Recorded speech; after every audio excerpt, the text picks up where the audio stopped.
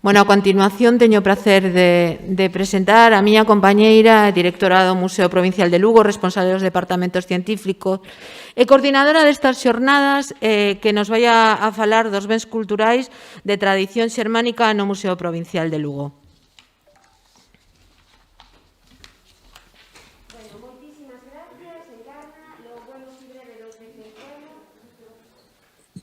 Lo bueno si breve dos veces bueno, como vamos así de tempo moi escasos, vou intentar limitar a miña intervención e, por suposto, a presentación e todo o que poida para, digamos que, aproveitar o tempo que collimos demais na primeira parte.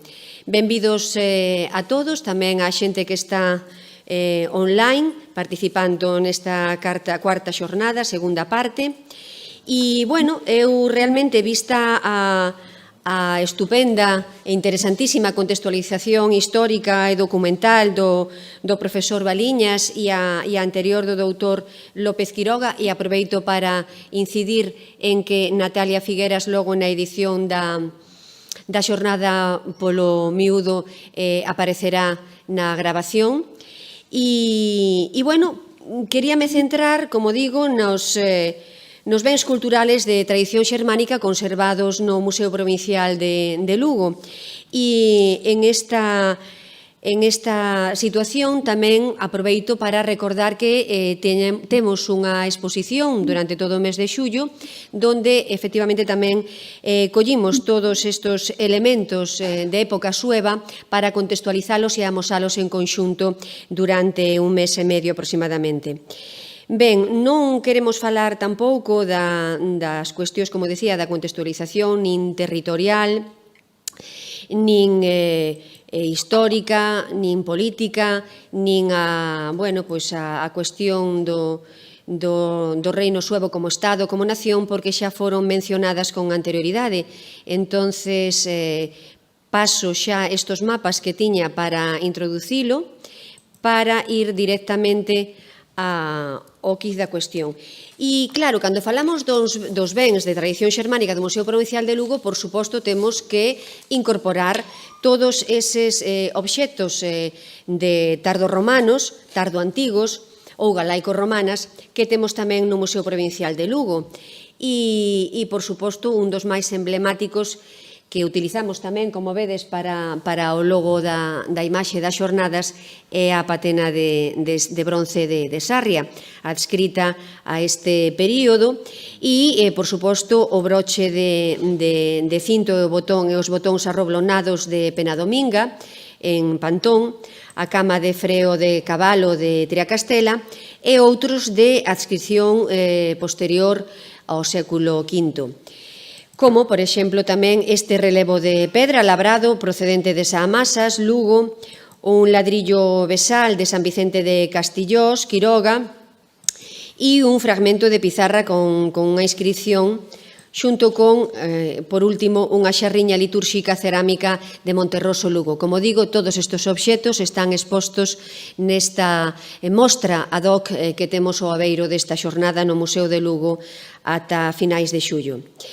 E, bueno, como indicaba, todas estas pezas pódense encadrar entre esos séculos, o quinto e o octavo, do que estamos a falar, e no contexto, por suposto, do reino suevo.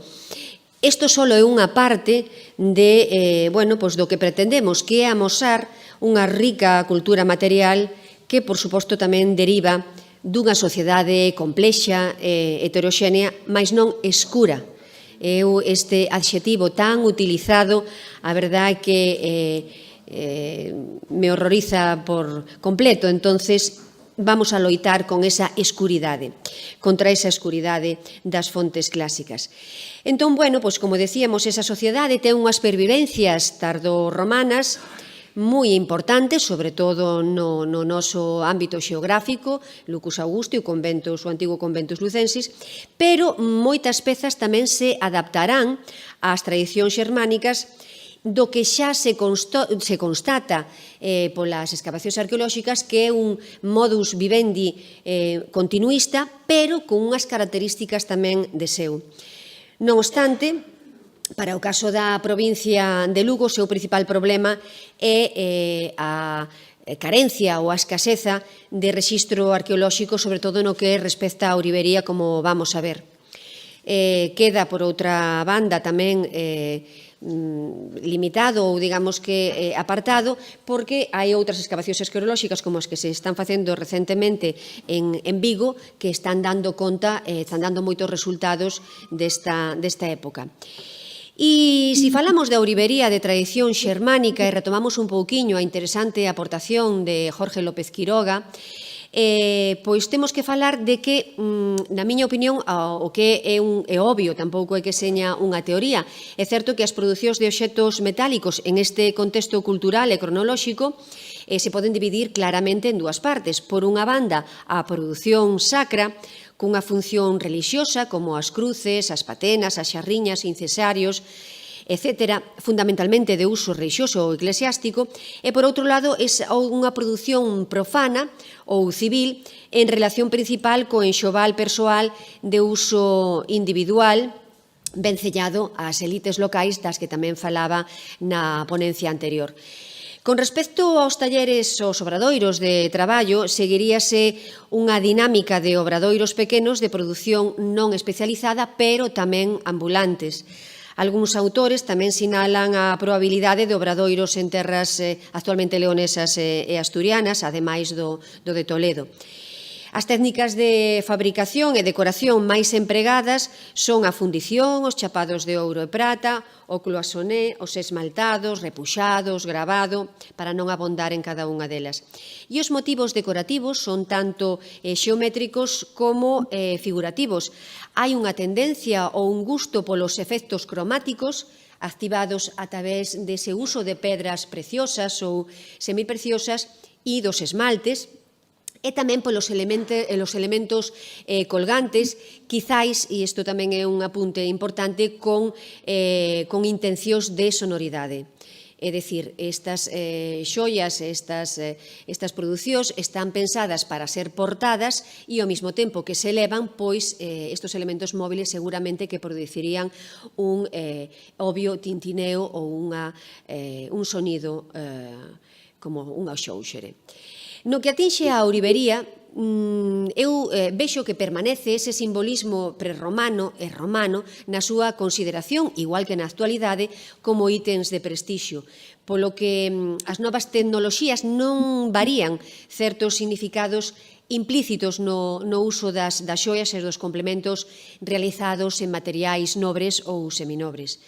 Non obstante, a produción ourive de tradición xermánica desenvolve unhas características técnicas e estéticas novidosas, tanto no que é a Galicia tardoantigua como no resto da Península Ibérica, que xa se coñecían a través de anteriores intercambios comerciais e tamén sociopolíticos con Bizancio, co Imperio Romano de Occidente. Deste xeito, hai algunhas xoias que, aínda que atopadas neste territorio, parecen ser foráneas, como o colar portugués que amosamos de Beiral, de Portugal, e tamén este que procede dunha necrópole xermánica, ou tamén o colar de doas de ámbar de Vigo, que contextualizado, ese sí, nunha tumba feminina tardorromana. Ambos exemplares, estes dous dos que falamos, están datados no século V e non teñen paralelos idénticos, alo menos, na península, pero sí que aparecen en Centroeuropa. Os contextos arqueolóxicos deste tipo de obxectos na península ibérica son, sobre todo, tumbas. Xo vimos antes e o recalcamos agora. Pertencen a mulleres, a homes, a nenos e a nenas das elites e teñen todos esos paralelos que tamén vimos nas tumbas principescas bárbaras. Nelas apareceron fíbulas, colares, pendentes, fíbelas de cinto e outros complementos da indumentaria que siguen nalgúns casos esa moda póntico-danubiana, segundo a definición de Kazansky, da metalistería xermánica, con cronoloxías do século V e VI principalmente. Igualmente, no caso da ourivería, podemos facer unha diferencia segundo o destino da ourivería tardoantigua. Por unha banda, a relixiosa, con esos obxetos destinados principalmente ao culto, e tamén a doazóns votivas a igrexas, e, por outro lado, a ourivería civil ou social, que ten fundamentalmente xollas e complementos de adorno para usar na vida diaria ou para acompañar tamén o defunto na tumba como signo de estatus na vida real e no alén tamén. Ás veces, incluso, hai unha mistura de ambos, porque, por exemplo, hai aneles de tipo de uso privado, de uso persoal, que tamén lembra símbolos relixiosos, e temos como exemplo a cruz patada de algunhas pezas ou o crismón en outros anéis. Outros obxetos sacros, que sendo sacros tamén poden ter un posuidor, é dicir, un doador concreto, non como o caso das coroas votivas. Ben, pois así moitas destas pezas están vencelladas, por un lado, ao mundo dos vivos, como ostentación de prestixio ou de poder, e, por outro lado, tamén ao dos mortos, pero con esa mesma intencionalidade. Tal como se ve en estos depósitos funerarios, nos enxovais que os acompañan, en estas necrópolis que hai, pois, como vemos, en Centro Europa, pero tamén na Península Ibérica. Non obstante, hai unha porcentaxe bastante elevada de pezas descontextualizadas ou de procedencia descoñecida que dificulta ese encadre absoluto. En consecuencia, tanto nas funcións como na relativa ausencia de contextos, estamos a lembrar a ourivería prerromana estudiada. O metal máis constatado para ambos tipos de produción é o bronce. Pero, a pesar de que o ouro figura menos entre as pezas conservadas, é certo que o reaproveitamento deste metal en época antigua e tamén moderna, a base dos consabidos refundidos, pois fai que desapareceran moitas pezas das que temos agora mesmo inventariadas. Temos que pensar que a proporción era moito maior. E temos tamén que constatar que hai un interese moi específico que tamén se desenvolve a partir da época romana, pero que se incrementa, quizáis, que é esa apariencia de riqueza. De aí a constante afluencia dos chapados de ouro sobre bronce, por exemplo, e tamén outra característica é esa existencia dun gusto estético polos efectos cromáticos e polo cromatismo en xeral xa relatado. Tamén a simetría dentro da configuración dos adornos e os obxetos compostos de elementos móviles ou tamén artellados, como xa comentamos. E vamos directamente ás pezas que conservamos no Museo Provincial de Lugo. Vamos a centrarnos solamente en 3 pezas da ourivería, porque, como decíamos, temos esa exposición para visualizar pola tarde os aquí presentes, ou os que están en liña tamén poderán ver un vídeo que fixemos para a ocasión. Vedes nas tumbas a posición dos obxetos directamente que se atopan nas excavacións arqueolóxicas, indicando o seu uso e función. E vamos directamente xa ao pendente, o colgante áureo do que estamos a fagalar, que está exposto a cotío na Sala 8 de Ourivería Antiga. E, bueno, estamos, obvio, a descripción que estamos a ver todos, e vou a falar directamente de algúns elementos significativos. Pois, por exemplo, esa composición dos 3 elementos circulares e 3 ovoidais que conforman, por un lado, os ocos das cápsulas, e polo outro, vedes anverso e reverso, están decorados con motivos vexetais. Son, se non o vedes ben, 3 cuadrifolias e 3 flores de lis, e logo tamén hai unha serie de motivos xeométricos dispostos en conxunto todo ao redor. Estou marcando, verdad? Sí, vale. E ao final configuran esta forma de acio invertido, e na parte superior esta argola que sería o sistema de suxeición na orella. en principio, ao tratarse dun pendente, pero logo vamos a decir tamén outra cuestión a este respecto. Están realizados ca técnica do repuxado polo reverso da lámina para a devandita decoración vexetal, enchendo os valeiros decorativos, como vedes, da superficie con moitos gravados de liñas, tanto soas como reticuladas. Estas finas láminas ornamentadas están soldadas, logo veremos outra imaxe, tal como se aprecia en algunhas zonas que están semidesprendidas, están soldadas, como digo, ao borde fronto lateral da cápsula. E a cápsula, que obviamente levaría algo no seu interior, queda oca por esta parte, e o que leva a considerar que ben se perdería un posible recheo de pasta vítrea ou de pedras semipreciosas, tal como se apreciará, veremos a continuación, unha imaxe dun par de pendentes de idéntica estrutura, forma e tamén similar á adscripción cultural e cronolóxica no Walter Art Museum. Se a disposición orixinal desta xoia fose a mesma que ese paralelo que vamos a ver despois, para non saltar agora desta imaxe, estaríamos a falar, como decimos, do anverso e o reverso dun pendente áureo, posto que, como decíamos, aquí se incorporarían as cápsulas e aquí teríamos o peche da cápsula pola parte traseira.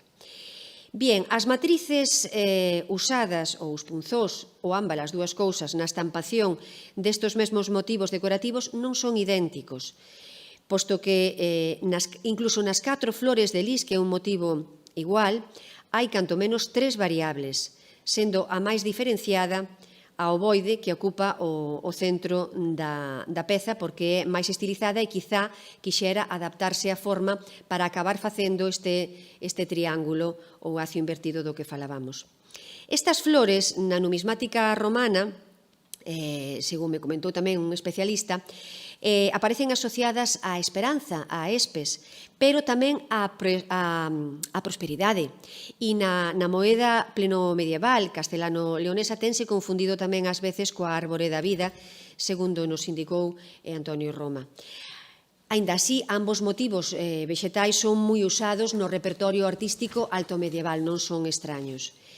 Por outra banda, as cápsulas de menor tamaño que se dispoñen aquí vedes perfectamente como están soltadas, o que vos comentaba, as láminas a esta parte frontolateral. Como decía, as cápsulas de menor tamaño que se dispoñen na parte superior dos pinxantes tamén están ocas e abertas por eses frontais.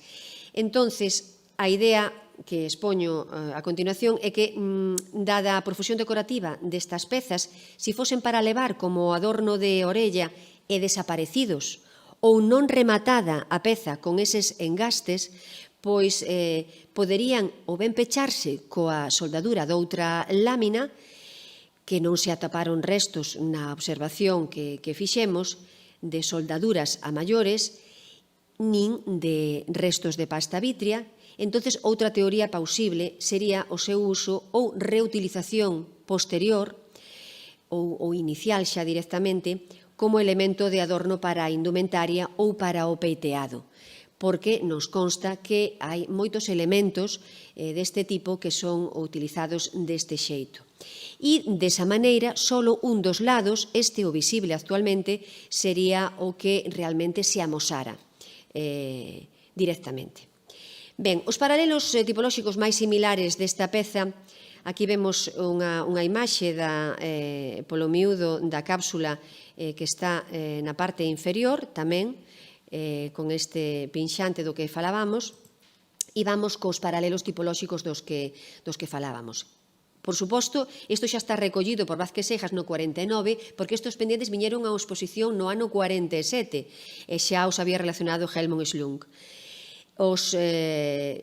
Viñeran a unha exposición paleocristiana e bizantina realizada no 47 e actualmente, como digo, están nese museo americano, e nese museo americano figuran como de procedencia extremeña, pero orixinarios de Constantinopla, polo tanto, produto de intercambios bizantino-visigodos, e tamén están datados no século VI. As diferencias, as pequenas diferencias son obvias, xa vedes que neste caso radica solamente nas formas das cápsulas, non? Que no caso americano teñen 6 a forma hexagonal e unha cadrada, mentras que no noso caso era a forma circular e ovoide. Outro paralelo máis lonxano sería tamén un par de pendentes áureas con pedras preciosas de tipo bizantino, conservadas no Cleveland Museum of Art, e os pendentes do tesouro Sutri do British Museum, lombardos, estes últimos do século VI e VII. Así mesmo, a influencia de Ravenna, tanto nos pendientes de Teodora, cos aramios colgando, donde se insertan perlas, sobre todo, e outras pedras, como no broche que leva Xustiniano no manto. Non? Hai tamén bastantes pendentes tardoantigos que repiten a forma da parte superior desta peza co aro aberto, engrosado nun extremo para facer tope en forma de cunha esferiña, e, como vemos, outros exemplos clasificados como bizantinos dos séculos III e IV despois de Cristo que atopei no Museo Canelopoulos en Atenas en vivo e en directo e que fotografiei, sin permiso.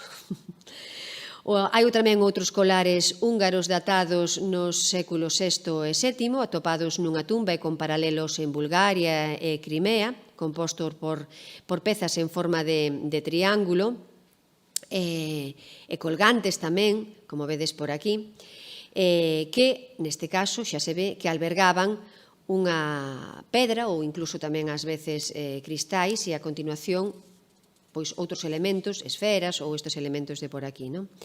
Como decíamos, moi vinculados co mundo bizantino das elites femininas. Outros paralelos son os colgantes do tesouro Torredonximeno, do Man, datados nos séculos VII, que vedes por aquí por unha banda e pola outra, exactamente o mesmo sistema. E estes elementos colgantes, utilizados tamén nas coroas e nas cruces de influencia bizantina, como son os tesouros, como os que aparecen os tesouros de Torredonjimeno e o de Guarrazar, conservados no Man, pois tamén nos decatamos do uso destas pedras preciosas de cores cos paralelos citados e máis con estes das coroas e outros elementos. Entonces, que influencian, que nos demostran todos estes paralelos? Pois, obviamente, eses influxos orientais, moi lóxicos, tendo en conta as relacións político-comerciais entre Bizancio e os reinos suevo e hispano-visigodo.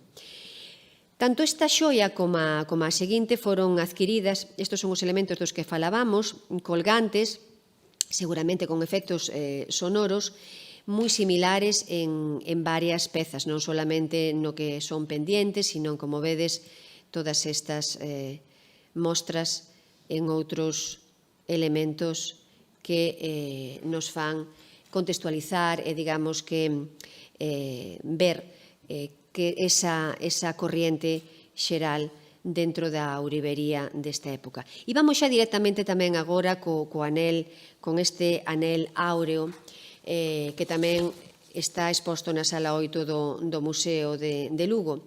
Empezando a decir que, claro, todos sabemos que o anel, ademais de ser un adorno persoal, incluso na actualidade, é tamén un elemento de prestixio, e que foi popularizado fundamentalmente polos romanos no noroeste peninsular.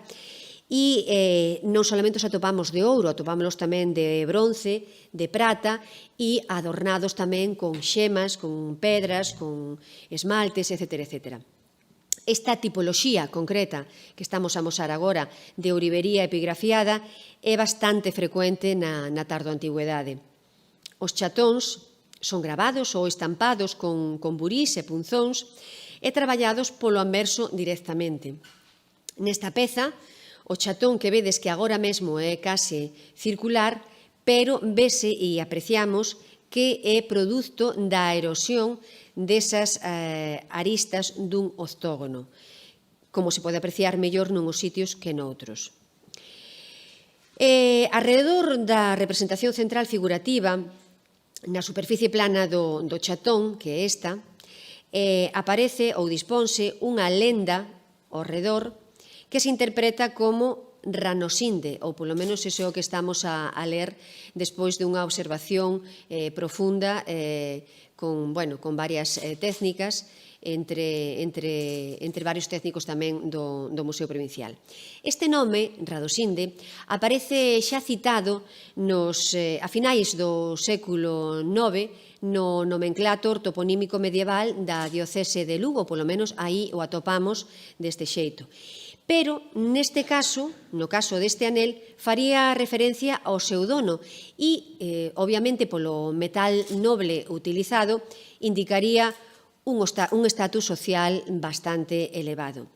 A inscrición emprega letras capitais latinas, motivo moi frecuente nos anéis desta época, signatarios ou non, e teñen un engrosamento nos extremos que fai que os remates das letras teñan forma casi triangular.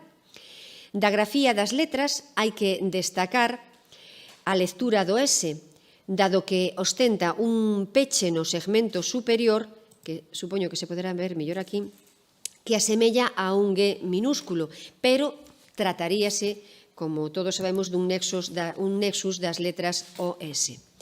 Consideramos tamén dúbidas ao respecto da interpretación da primeira das inscricións, posto que a erosión das beiras impide clarificar si se trata, tal como nos propoñemos, dunha cruz patada, motivo moi frecuente nos epígrafes dos anéis e tamén como forma exenta en obxetos individuais, e a letra A mayúscula ten unhos aíntes tamén superiores que poderían ser un nexus entre R e A. Se esta fose a lectura correcta, o anterior motivo sería claramente unha cruz patada, aínda que comparte do gravado erosionado. As probas que fixemos na impresión, imprimindo esta inscripción nun molde, o chatón, me refiero, do anel nun molde, xunto co estudio fotográfico feito con distintas iluminacións, obxectivos e incluso revelados distintos para realizar unha lectura clara, fainos consolidar o nome de Ranosinde. Non temos dúbidas a ese respecto. Con respecto aos motivos das aves, esta que vedes aquí, o motivo figurativo, a función non é só decorativa, sino que tamén é simbólica. Vense a cotío as aves na iconografía visigoda e medieval e neste caso pola incipiente curvatura, exaxerada curvatura do pico, podería ser un águia torpemente representada, porque estas son tamén un motivo moi recorrente na tradición artística bárbara. Recordemos as fíbulas aviformes ostrogodas do século VII. Pero o volume do seu corpo, este pico tan largo, realmente non lo dá moi claro. Nun colgante áureo bizantino do século VII, conservado tamén nun museo de Atenas, hai un colgante, creo que o trouxen, aquí o tedes, e a fíbula aviforme das que falábamos.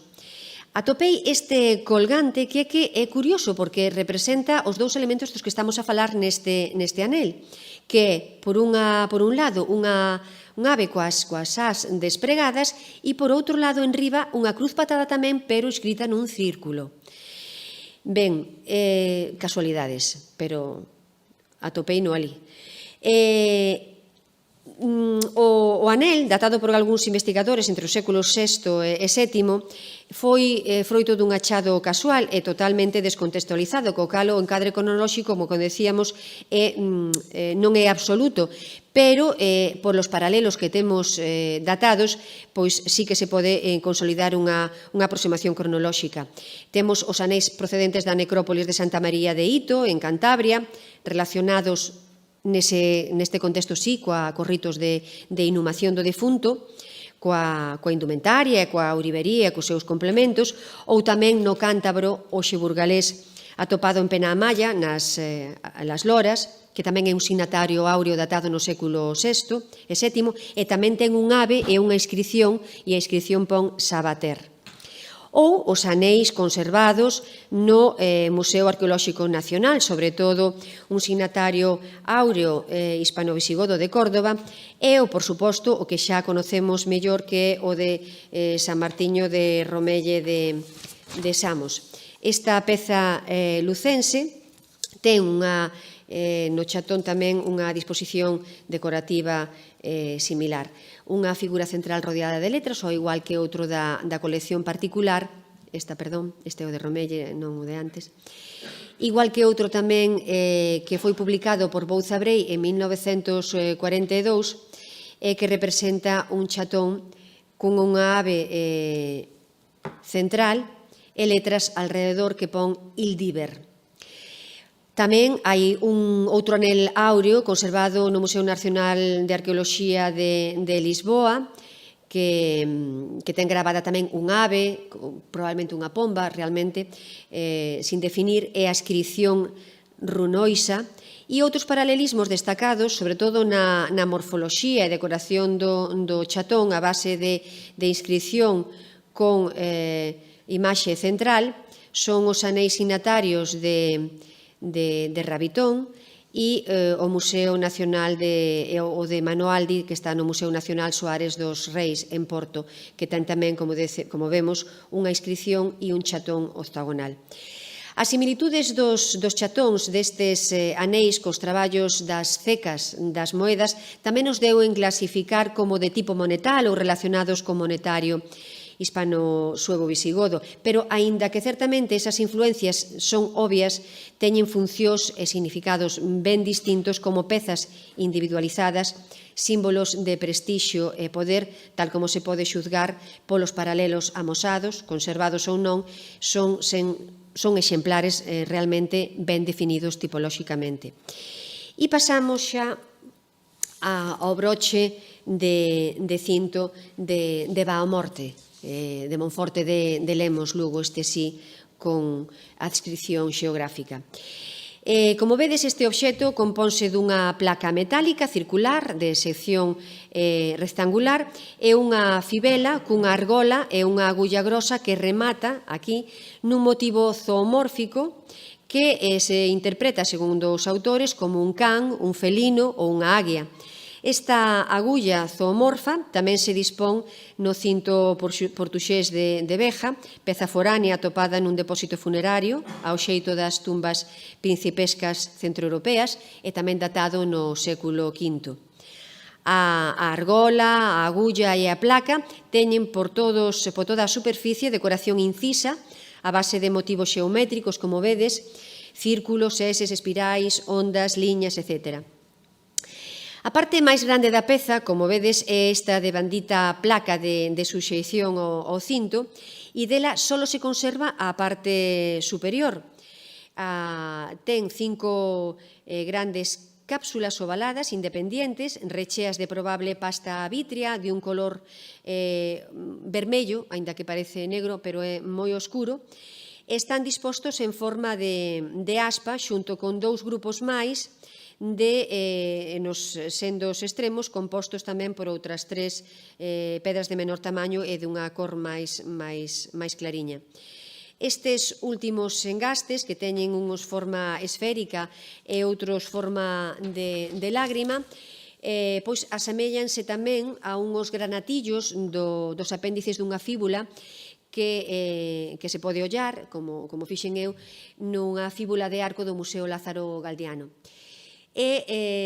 Podería considerarse tamén a existencia de 2 cápsulas máis desaparecidas previamente ao seu ingreso no museo ou incluso a súa amortización.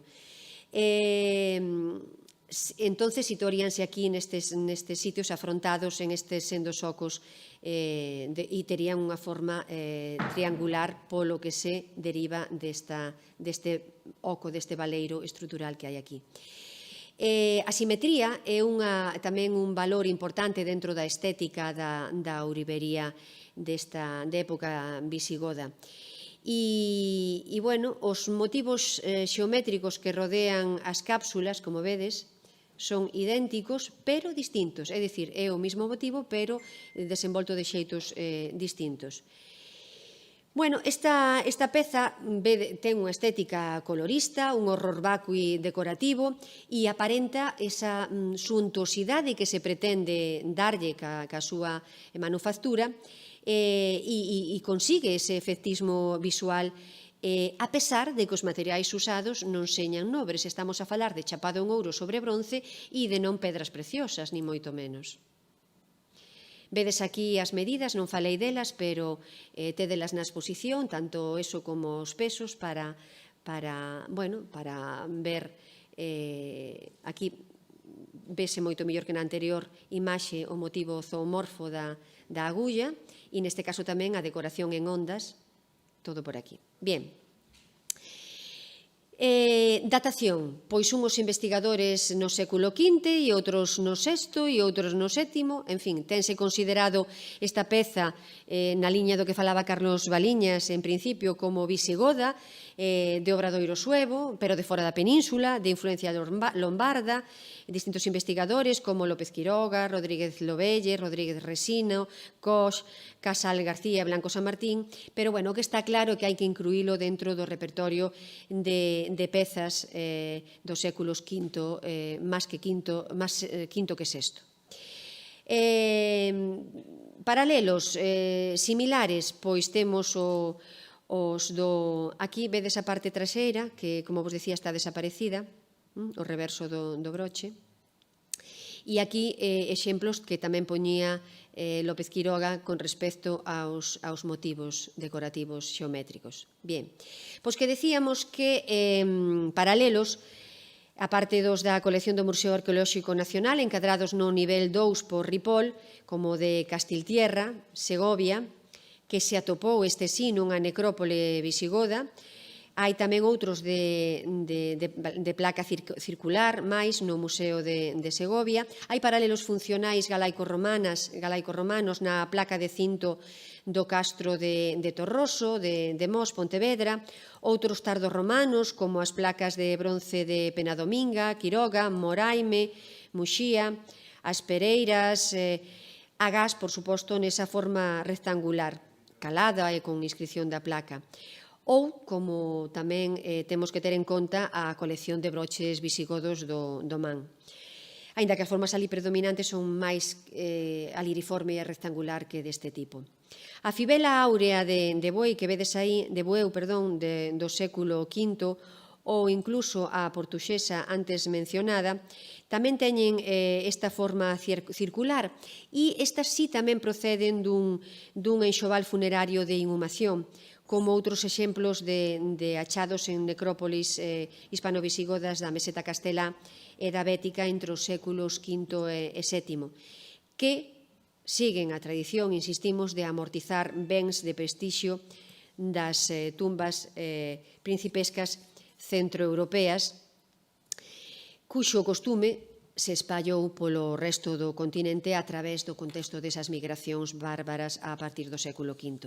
Todos estes broches teñen a función de cinto como adorno ou complemento da indumentaria, pero tamén son símbolos de poder ou de riqueza relacionados con costíngula militae, insignia oficial romana, e a súa afiliación claramente xermánica non pode determinar se se trata dun obxecto importado ou de fabricación autóctona en época sueva. O broche de cinto de Vamorte é unha peza moi senlleira, técnica e formalmente, representativa da ourivería e das artes decorativas desta época, donde, como levamos dito ao longo desta xornada, pois os broches, as fibelas e as fíbulas en menor medida a partir do século VI sobre todo, son un complemento da indumentaria herdada do mundo baixo imperial que continuará cunha gran pervivencia temporal polo seu uso constante como elementos vinculados á vestimenta das elites e como obxetos de prestixio en función da riqueza e dos materiais usados e tamén da súa calidade técnica. Ben, con esta aproximación rápida ou pretendidamente rápida a unhas pezas moi concretas da ourivería tardo-antiga e alto-medieval de tradición xermánica, o que se pretende contextualizar os obxetos de adorno ou complementos persoais dentro da produción metalúxica existente na época como unha actividade que continúa a tradición romana e prerromana, aínda que adaptada a novas modas, a novos costumes, segundo o modus vivendis deste extremis mundi partibus, cuxas actividades comerciais, insisto, económicas, polo menos no século VI, continuaron e medraron, polo que non eran nin tan escasas ou irrelevantes, nin só autárquicas, como se amosa coas novas investigacións e achados arqueolóxicos. Elementos como o broche de cinto que acabamos de ver, realmente teñen esa consideración como documento sistemático dunha alianza de códigos equilibrados, o broche, o adorno, o colgante áureo e tamén o anel. Por que? Porque temos por unha banda as herdanzas prehistóricas e por outras estas pezas altomedievais en relación co renacemento dunha produción indíxena nesta época revitalizada coas aportacións bárbaras, pero xa siñalaba tamén Casal e Blanco San Martín que hai agora mesmo, se pode constatar en algunhas pezas, unha recuperación de trazos indixenistas dos povos prerromanos que, en época romana ou plenamente romana, quedaron máis mitigados e neste intre parece que volven. En xeral, as tipoloxías de ourivería son moi novedosas, o repertorio iconográfico segue unha estela común a outras manifestacións de artes similares e, a súa vez, derivan e son consecuencia deses cambios acontecidos durante e despois das grandes migracións europeas do século V. Os intercambios de obxetos suntuarios entre Oriente e Occidente e a propia presencia tamén na Galaecia dos povos xermánicos procedentes do norte e centro de Europa inciden en eses procesos de hibridación cultural a todos os niveis. Xa vou saltarme referencias á materia prima e aos metais e a produción autóctona e deixar estas conclusións para finalizar con esta síntese para contextualizar e definir tan só, como decíamos e como vimos, 3 pezas da importante colección de ourivería antigua do Museo Provincial de Lugo, convidando de novo a que vexades todo o patrimonio arqueolóxico custodiado no Museo Provincial de Lugo e, en concreto, o de época sueva. Moitas gracias.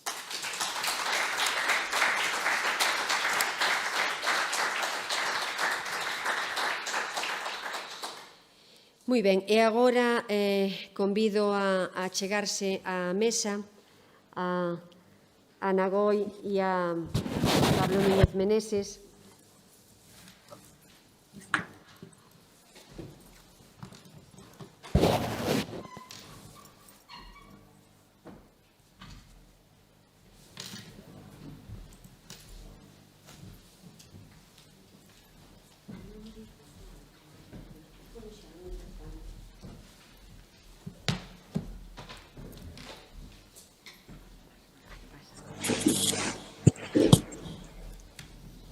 E mentras empezamos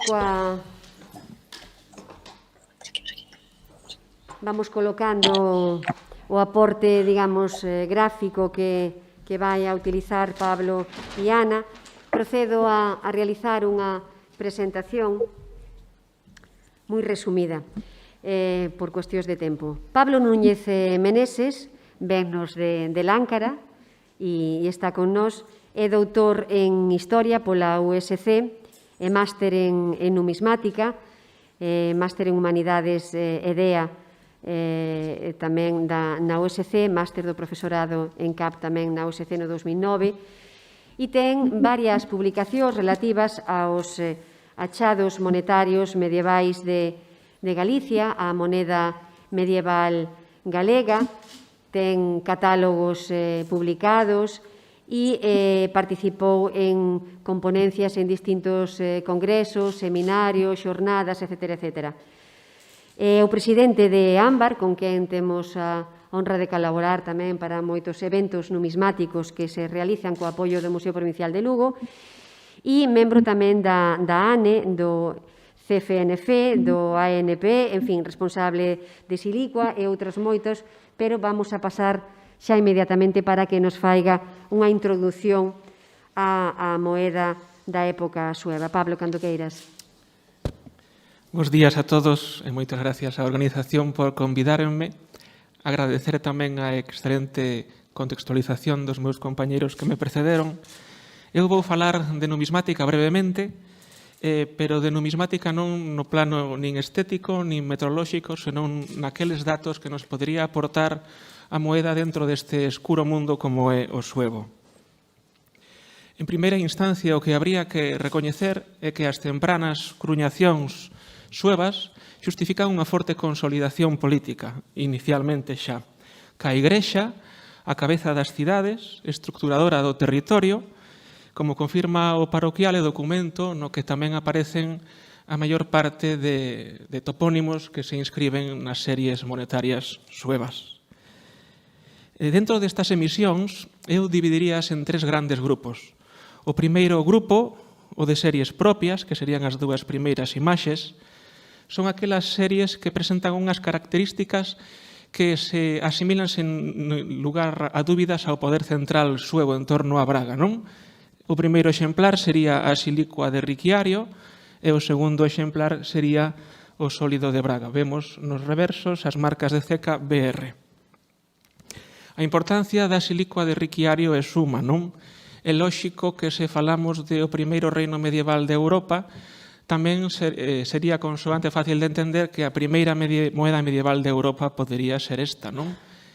Isto dito sempre entre comiñas, porque hai un proceso imitativo de moeda dende o século III ao século VI que foi continuo e que... Sí, perdón.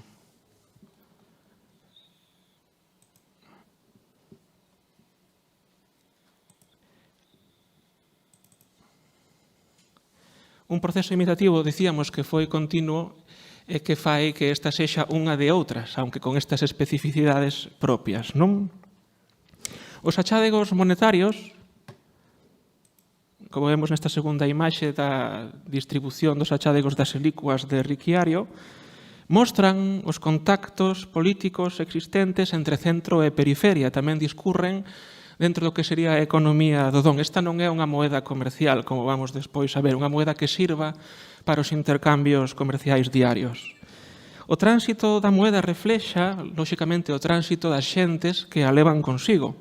E existe, como vemos no mapa, unha atracción de numerario hacia a Suevia nuclear. Xustifícase tamén a nivel arqueolóxico e numismático o porto ao que fuxiu Riquiario perseguido polos visigodos federados. O segundo grupo de series suevas serían un grupo amplo e diverso conformado polas series imitativas, sobre as que se incidiu sobre a súa orixe multicéntrica, é dicir, unha produción monetaria dirixida por autoridades locais, Igrexa incluída, e que tanto incluiría sólidos imitativos como trientes imitativos. É de supoñer que as pezas de mellor estilo, como a central do sólido de Braga, e outras similares, pertencen á ceca que estaría próxima á corte real, non? O terceiro grupo, conformaría un grupo similar aos da terceira imaxe, estaría formada por unhas moedas chamadas latina munita por conter unha destas palabras no seu anverso. Son trientes que tamén conteñen unha serie de topónimos, unha serie de antropónimos que nos permiten xeolocalizalos e incluílos en diversos grupos. Por exemplo, o grupo berguidense, leionense, murelense, o grupo de Senapria, o grupo de Laurintina, como decíamos, todos topónimos que aparecen no parroquiale Suevum. Antropónimos tamén aparecen como Iuli, Iacotis, Goti, Guéreme e outras palabras que fan mención ao benestar social que se está vivindo, como Bene ou como Pax, como este último exemplar, que reza Munita Gallica Pax. É un exemplar controvertido, porque moitos autores viron que facía referencia a unha expresión de Galicia ou Galicia como unha entidade territorial unida, non? A mí particularmente pareceme que fai máis ben referencia a un topónimo prerromano. E que conclusións podemos sacar de amoedación sueva? Primeiro de todo, que a súa orixe e circulación é refrexo da estructura administrativa no período no que discurren estas moedas. É antecedente tamén con respecto ao mundo visigodo de moitísimas cuestións. En este caso, antecedente do multicentrismo acuñatorio. A moeda refrexa os contactos entre o poder central e periférico, como dixemos, e antecedente moitísimas outras cousas, como foron os concilios bracarenses dos concilios toledanos. Este multicentrismo neembargantes dificulta o dar unha cronoloxía máis precisa a estas series. Se ven, dentro do proceso imitativo, unhas parecen ser anteriores e outras posteriores. O exemplo máis claro é o de os trientes imitativos. Primeiro sen paneis, despois con paneis, despois con diferentes marcas en reverso e, por último, as emisións de latina munita que se supón que se labraron durante todo o século VI. O rigor metrolóxico non era algo que importase neste tipo de amoedacións, ou o maior ou menor contido de metal nobre. Era unha moeda política, unha moeda propagandística, unha moeda de prestixio e poder, e, polo tanto, o contido intrínseco de metal non servía para unha relación comercial que non se iba a producir. Por último, indicar que se coñecen cento e pouco moedas suevas, pero case todas son diferentes, de diferentes artistas, diferentes abridores de cuños, coñécense cerca de 70 tipoloxías, e no exemplo da primeira moeda, por exemplo, a de Riquiario, da que se coñecen 5 silicuas, 3 delas con orixe arqueolóxico, coñécense polo menos 3 cuños. Dicir finalmente que nesta época sueva se produce o inicio dos séculos escuros monetarios. Un forte desuso social da moeda na que existe unha administración moito máis pequena que a baixo imperial, non existen vías de comunicación tan grandes que haxa que manter, un exército non profesional, menor gasto público e unha tributación que foi totalmente un fracaso. Para todas estas cuestións era totalmente vital a moeda.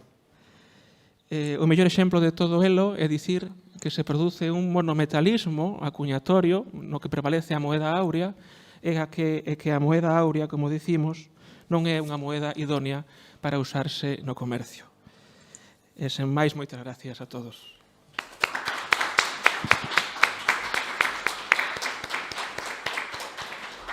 Vamos a dar paso agora a Ana Goidiz, catedrática de Historia da Arte da Universidade de Santiago de Compostela, profesora da Facultade de Humanidades de Lugo e de Xeografía e Historia de Santiago, profesora da materia de Desenvolvemento Local e Patrimonio Cultural no Máster de Servicios Culturales da USC, e agora que xa está preparada, procedemos a indicarlles que o seu amplio currículum e as súas liñas de investigación están a disposición de todos vós no dossier que se acompaña, con lo cal, cando queiras, Ana. Sí, espera un momento, voy a ponerlo en presentación. Sin problema.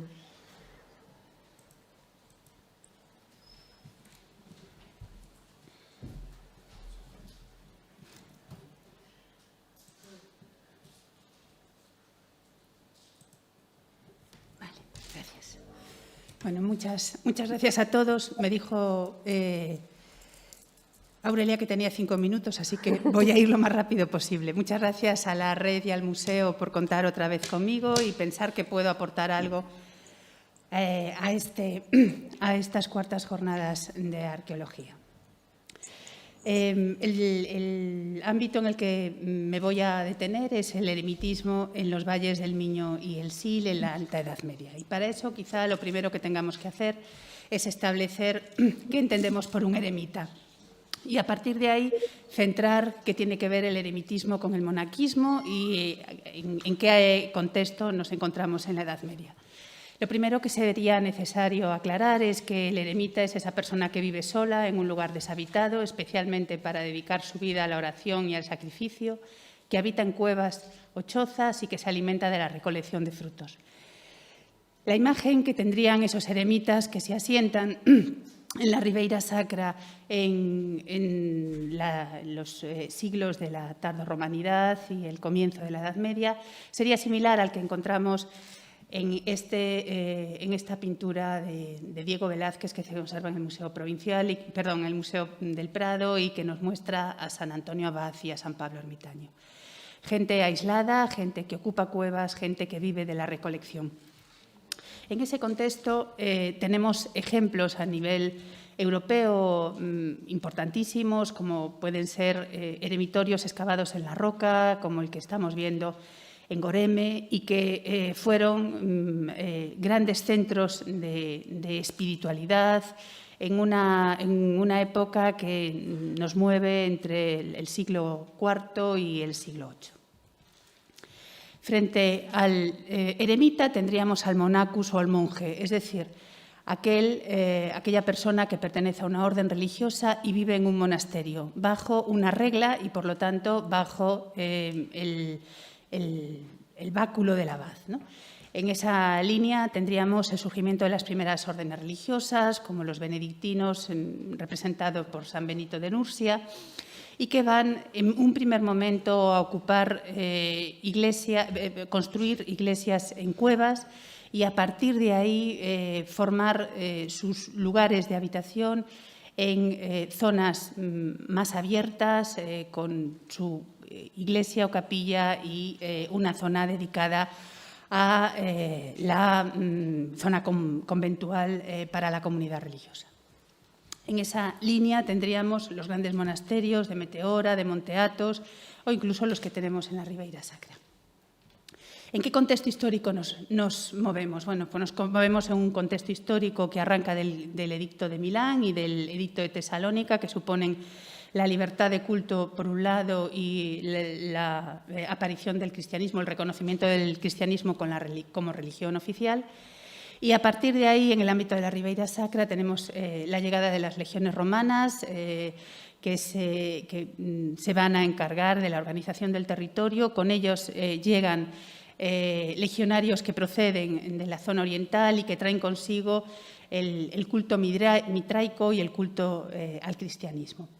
En ese periodo de crisis del Imperio Romano nos encontramos con algunos personajes importantes, como puede ser la monja Egeria, con su peregrinación a los santos lugares entre el año 380 y el 384, y la difusión del priscilianismo, que es juzgado y condenado en el 385 en Tréveris. Desde un punto de vista político, en este momento nos encontramos con el asentamiento de los suevos en la Galaecia. Esta presencia de Egeria procedente de la Galaecia que se dirige a Constantinopla, que se dirige a los santos lugares y que acaba sus días en Egipto, nos hablan de esa estrecha relación entre Oriente y Occidente, nos hablan de ese profundo tránsito de peregrinos y, sobre todo, de comerciantes que permiten, como señalaba antes Aurelia, que piezas bizantinas lleguen al noroeste peninsular sin ningún problema. En cuanto en el ámbito de la Ribeira Sacra, nos vamos a encontrar que el paisaje se adapta perfectamente a esta vida de los eremitas, buscando una triple simbología: la montaña, el agua y la piedra. La montaña es la simbología de la vida, la piedra es el basamento fundamental para levantar cualquier culto, la iglesia. Pedro, tú eres la piedra y sobre esta piedra edificarás mi iglesia. Y el agua que es el símbolo de la salvación. Una figura fundamental en este ámbito es San Martín de Braga, o San Martín de Dumio, que se va a encargar de poner en orden todo este territorio bajo la monarquía sueva y se va a caracterizar por la gran fundación o el gran número de fundaciones monásticas. Esas fundaciones monásticas van a estar estrechamente marcadas por dos concilios, el Concilio I de Braga y el Concilio II. En el primer Concilio de Braga, en el 562, se va a acabar con la herejía, se va a condenar el priscilianismo. En el segundo Congreso de Braga, 572, lo que se va a llevar a cabo va a ser la fundación de grandes monasterios. Y de esos monasterios, el que de alguna manera tenemos mejor documentado es el de San Pedro de Rocas. En San Pedro de Rocas, un año después del segundo concilio de Braga, en donde estaba presente Vítimer, el obispo de Orense y discípulo, persona muy próxima a San Martín de Dumio, se le encarga la fundación de un monasterio. Es el monasterio de San Pedro de Rocas, que de alguna manera se funda al año siguiente, en la era hispana del 611, y en donde tenemos la referencia a esa hereditas, es decir, a esa herencia, a ese patrimonio que 6 monjes, Eufranio, Usanio, Quinedo, Eato, Flavio y Rube, dedican a la vida comunitaria y al desarrollo de una primera comunidad religiosa, la primera que tenemos datada con sus nombres en Occidente y que supone un testimonio fundamental dentro de lo que es el ámbito histórico. Pero además de ese monasterio, ese primer monasterio que se funda tras el segundo concilio de Braga y que, por lo tanto, responde al final del priscilianismo y al triunfo del nuevo orden, junto a eso tenemos otra serie de ejemplos importantes, como puede ser la iglesia de Santa María de Cotillón, en Pantón, en donde aparece en una hornacina este interesantísimo diseño con esa cruz patada de la que tanto se ha hablado y que tiene que ver pues con las primeras representaciones de la cruz en Galicia. Junto a eso nos vamos a encontrar con importantes necrópolis, como puede ser la necrópolis de Barxacova, en donde lo que se está poniendo de manifiesto es el tipo de enterramiento que utilizaban los eremitas, es decir, ellos mismos cavaban su propia tumba en la piedra para poder inhumarse en ellos.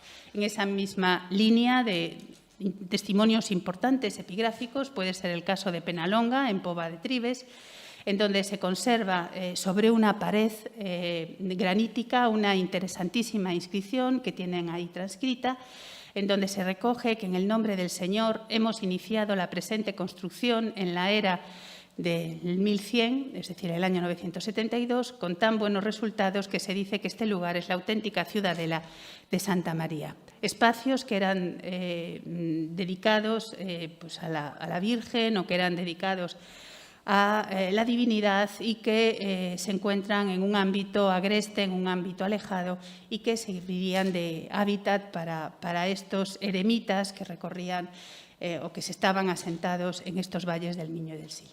Ejemplos que empiezan a localizarse y a documentarse en los últimos años y que nos hablan de santuarios rupestres, como puede ser el caso de la ermita en Taboada, donde vemos ahí esa hornacina, o algunas inscripciones interesantísimas, como puede ser esta que estamos viendo de Orafrates, en las tumbas del Preguntoiro, en Pantón, en donde junto a esa inscripción se conservan los restos de una necrópolis que está en estos momentos en fase de estudio y que nos demuestra cómo estos eremitas buscaban sobre el cañón del Sil lugares de difícil acceso y desde donde se veían unas maravillosas perspectivas. O el lagar, que también se encuentra en el Preguntoiro.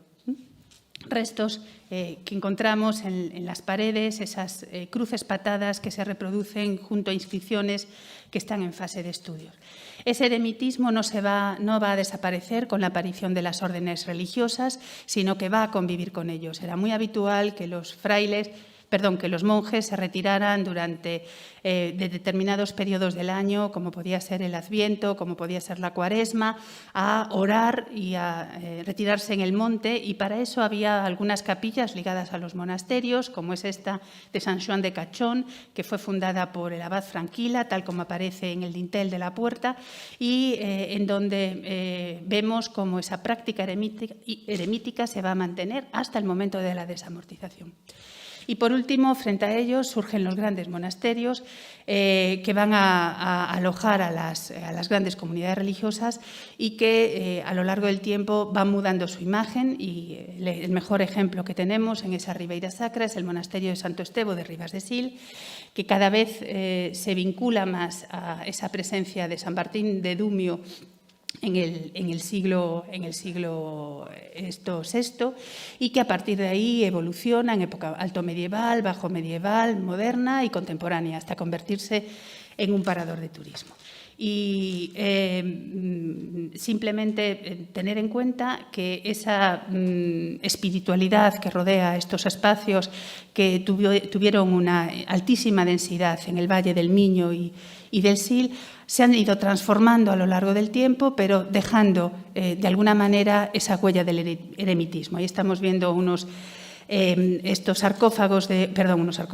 tumbas antropomorfas de San Pedro de Rocas, pero al mismo tiempo vemos lo que sería la iglesia hipogea y el priorato del siglo XVIII, combinados con estas tumbas excavadas. Es decir, el eremitismo está presente de alguna manera, aunque conviviendo con el resto de las etapas históricas. Y nada más. Muchas gracias. Quédate, Ana, quédate por aquí, por favor. Bueno, en descargo destes problemas técnicos que estivemos a sufrir, teño que decir que online, o sea, en liña, estabanse vendo ben, era presencialmente onde non funcionaba, e, en todo caso, vamos a editar toda a grabación íntegra, proporcionala, penso que o Servicio de Audiovisuales non la terá disponible seguramente a partir da semana que ven para, recordar, lembrar ou incluso repetir algún dos conceptos que se expresaron ou teorías que se amosaron aquí nesta mesa. Ben, pois despois dunha introdución sobre a moeda sueva por parte de Pablo Núñez e do fenómeno relixioso exemplificado na Ribeira Sacra por parte de Ana Goidiz, e dentro dos obxectivos marcados nestas xornadas, pasamos á mesa redonda, polo que pediría a Carlos e a Pablo que suban cando poidan, mentras vamos a facer un pouquiño a presentación. Bien, o que pretendemos coa mesa redonda titulada O papel da investigación histórico-arqueolóxica na divulgación científica dos séculos V a VII, estrategias de comunicación e transferencia do coñecemento, donde se suman a estes dous recoñecidos investigadores os anteriores ponentes, como decíamos, o que pretendemos e o que queremos é tratar de ofrecer distintos puntos de vista sobre a rentabilidade sociocultural da investigación patrimonial a través de experiencias concretas, de proxectos en desenvolvemento, de programas de investigación e difusión, etc., para avanzar desde os recursos presentes ou dende a situación actual ata a visualización de estrategias de futuro.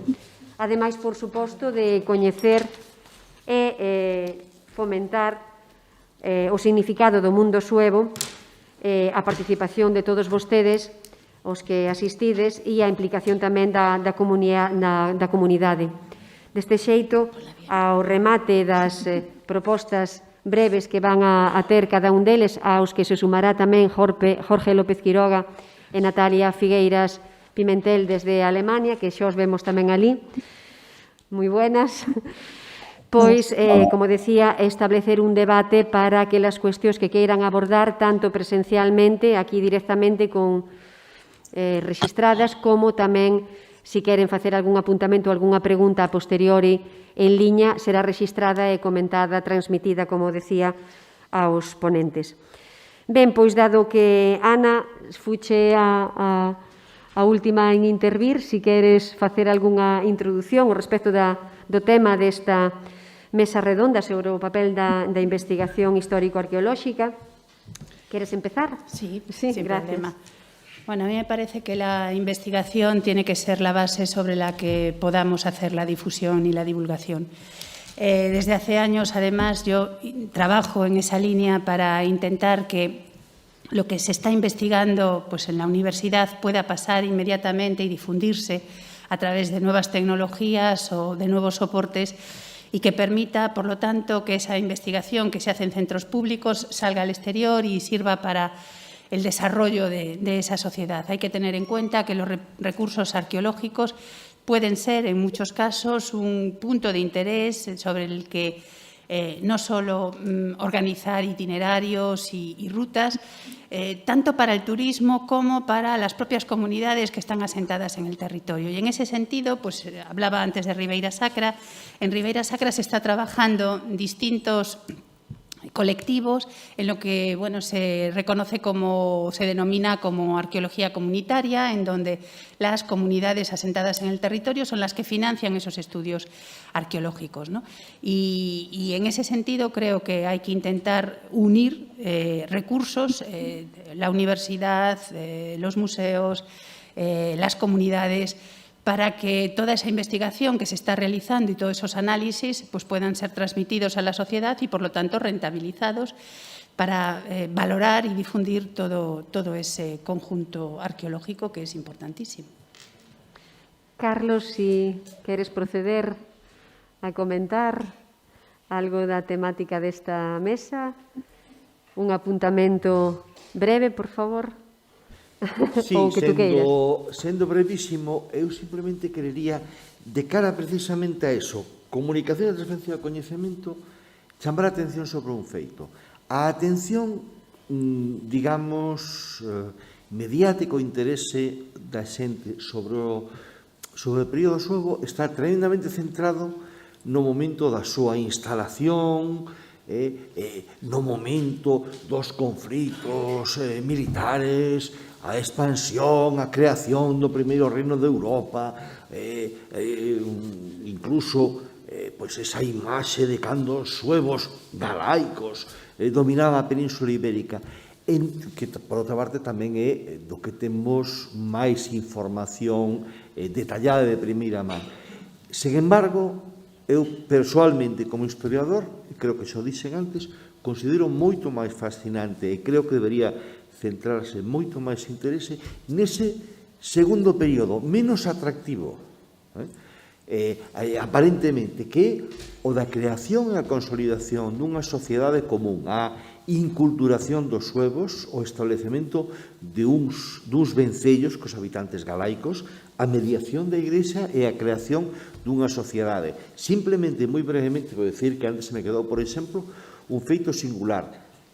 Indiciariamente dá sensación de que frente á imaxe que temos habitualmente, a Galicia, se me permite a expresión, que é a Galicia nuclear, a Galicia do século VI, era comparativamente unha sociedade relativamente desenvolvida. Se estaban poñendo en explotación, como indicaba Ana, a traverso, por exemplo, das condicións monásticas, estaban poñendo en explotación novos territorios, estaban ampliando os espazos agrícolas, estaba xerando unha cultura, ese que dixemos antes que era difícil de definir, ese arte de época suébica, esas tradicións culturais.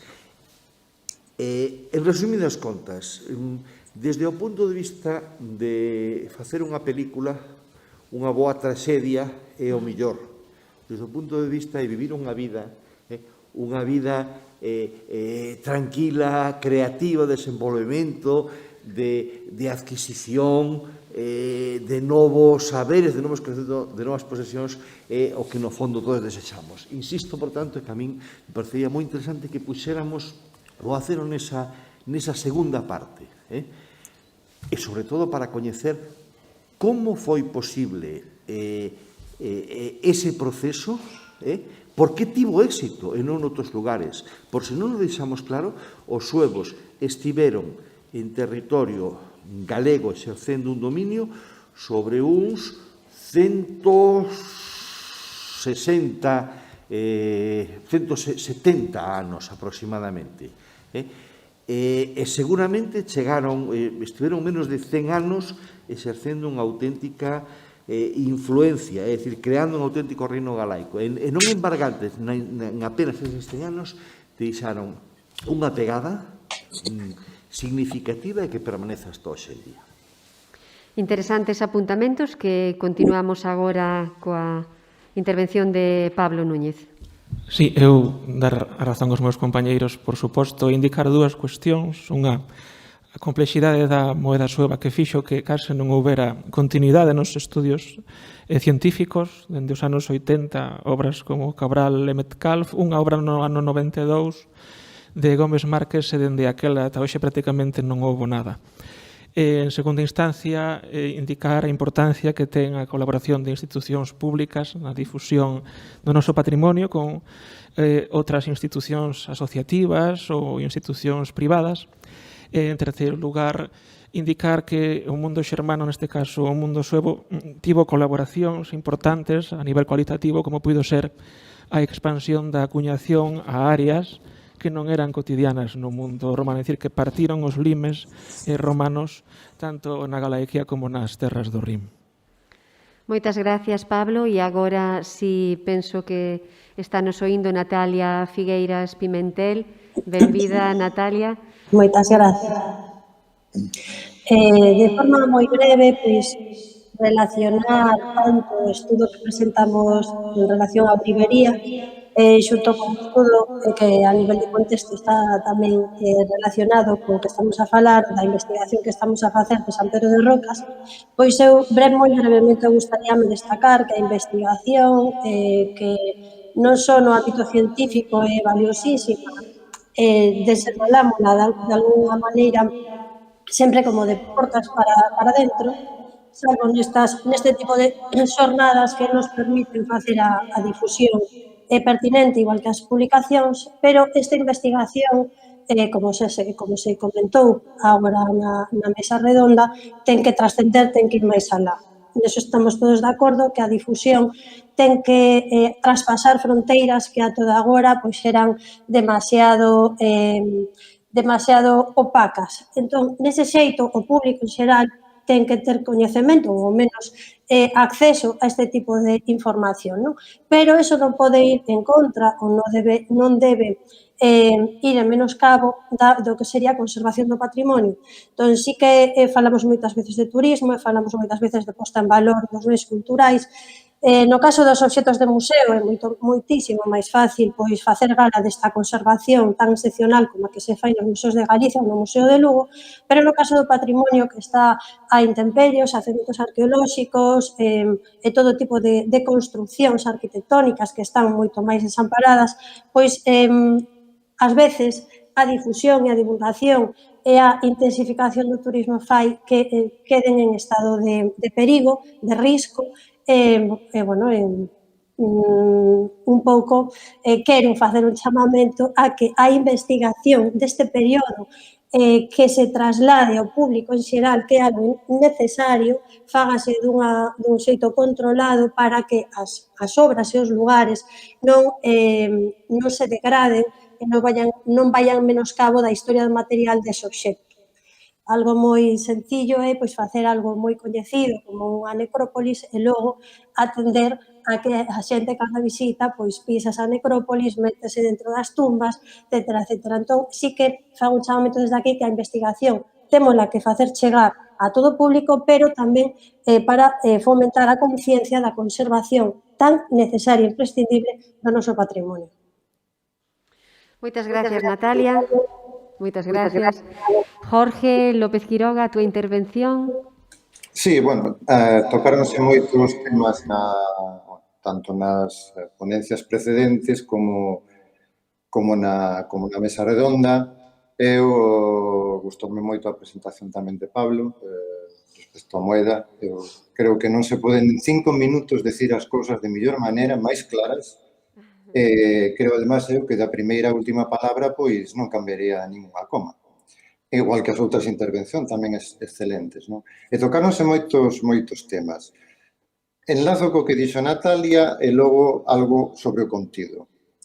Efectivamente, é preciso facer divulgación. Hoxe xa non se entende o investigador traballando como unha rata de biblioteca na biblioteca sen falar con nadie, completamente illado. Xa non existe tipo de investigación, polo tanto, a divulgación é fundamental. Pero a divulgación ten que ser de calidade. Non está reñida a calidade co rigor, nin a divulgación co rigor. Pódese facer divulgación de altísima calidade, e además hoxe hai as tecnoloxías impresionantes para facela, pero con calidade e con rigor. E iso ten que ser sempre basado no traballo dos especialistas, dos profesionais.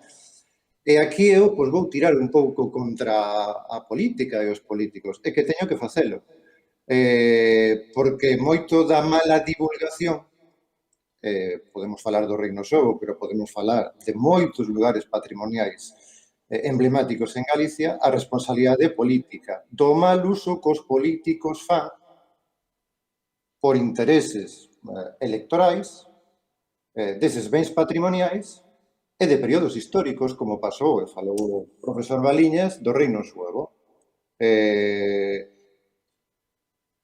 Unha cousa é, insisto, facer divulgación e outra cousa facer o espectáculo. E moitas veces o patrimonio convírtese nun espectáculo, a parte de restauracións e de traballos que se fan que son non só horribles, sino que van contra todas as cartas de restauro existentes. Isto é un problema, non é un problema só en Galicia, é un problema xeral, que se fan traballos que non se axustan. Moitas veces, precisamente o problema é non contar cos profesionais. Chega un arquitecto a un lugar e o que quere facer é construir un sitio completamente diferente. E dalle exactamente igual o que ali había, porque o quere deixar a súa pegada.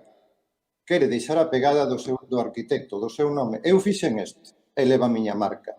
E claro, cando a política, como se suele decir, cando se xunta a fame que as ganas de comer, pois é unha mistura moi peligrosa. E ora, polo tanto, creo que se pode facer divulgación, e se fai, estas xornadas son unha prova dilo, creo, se fai divulgación de moi boa calidade, non está reñida co rigor científico.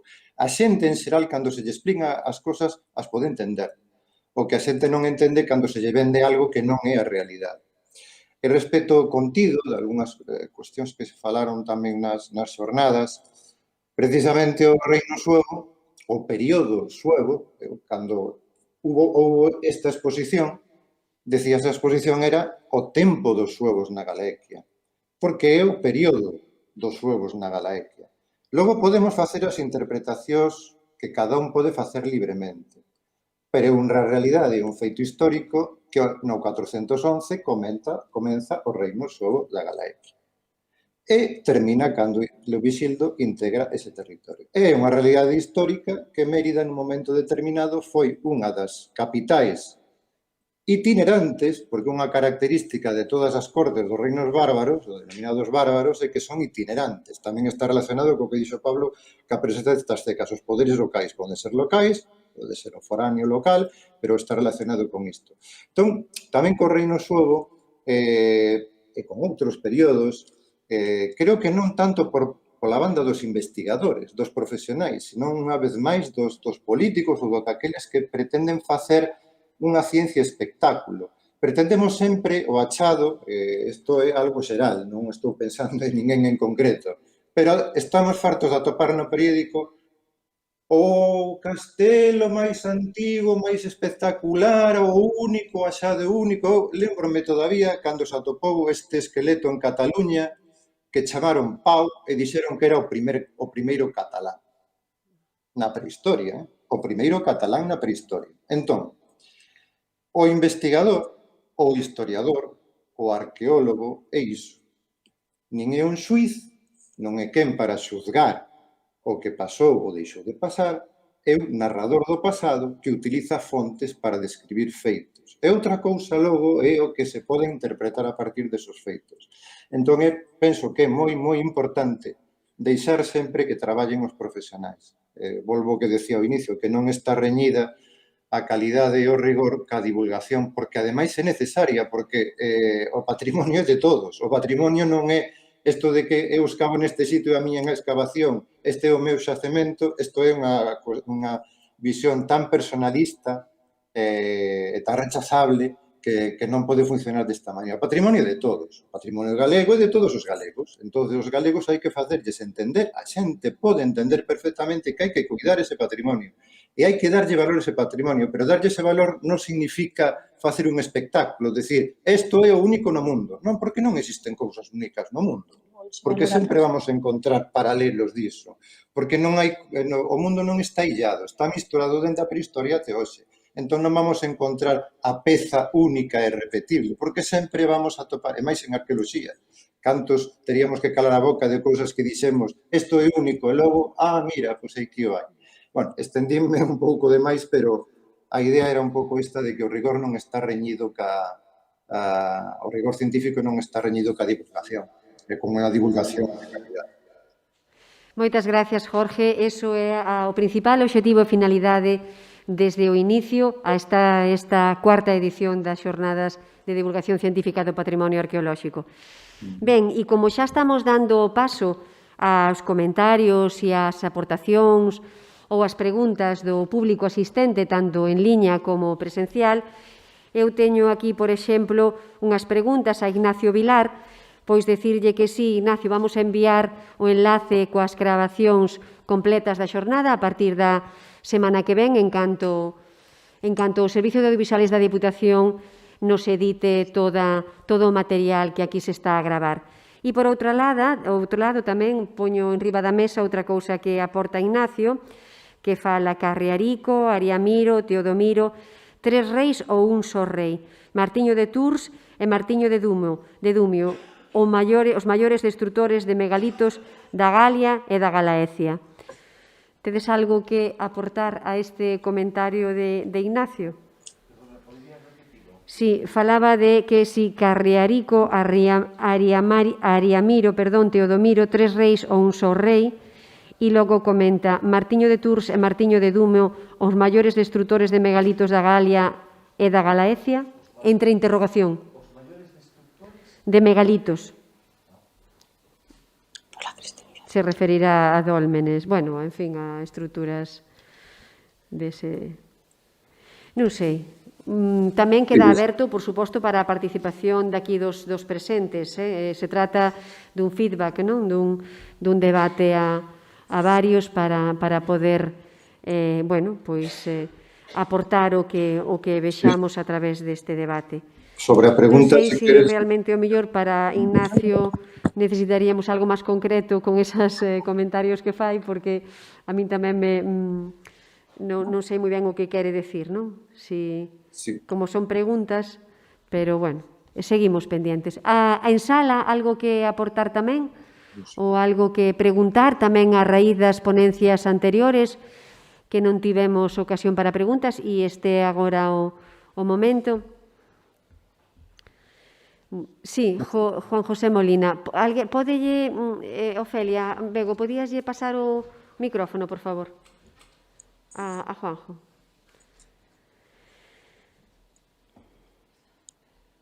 Procedemos cunha intervención presencial e con micrófono para que quede rexistrado vía megafonía. Coñecemos os motivos socioeconómicos ou políticos que provocaron esas emigracións tan masivas. Ese que falaba Carlos de 20.000 ou 30.000 persoas, non? Non só os suevos, sino outros povos tamén, en un número posiblemente semellante. Isto, na actualidade, evoca fenómenos que están ocorrindo tamén, non? E unha curiosidade, unha observación. Falamos de polos germánicos, pero por lo que acabamos de ver, a situación xeográfica, a orixen destes povos parecen estar máis do lado eslavo, que xermánico, ou que entendemos por xermánico ahora. Parece que son povos en orixen situados máis al lado do Danubio, ou estou equivocado, ou así entendín eu.